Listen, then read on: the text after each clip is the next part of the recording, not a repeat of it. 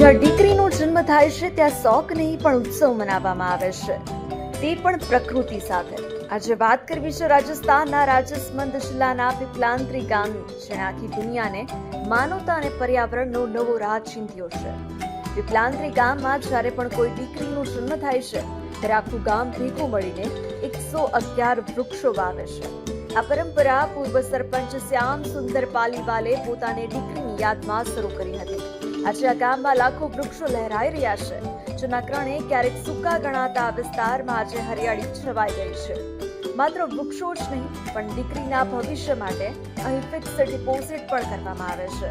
દીકરી મોટી થઈને આ વૃક્ષોને રાખડી બાંધે છે અને તેની સુરક્ષાનું વચન આપે છે. વૃક્ષોને ઉધઈથી બચાવવા માટે વાવેલા એલોવેરા આજે અહીંની મહિલાઓ માટે રોજગારીનું સાધન બન્યા છે. આમ પીપલાંત્રીએ સાબિત કર્યું છે કે જો દીકરી અને ધરતી બંને સુરક્ષિત હશે તો જ આપણું ભવિષ્ય સુરક્ષિત રહેશે. આવા જ પ્રેરણાદાયી સમાચારો માટે જોતા રહો ગુજરાત સુરક્ષિત.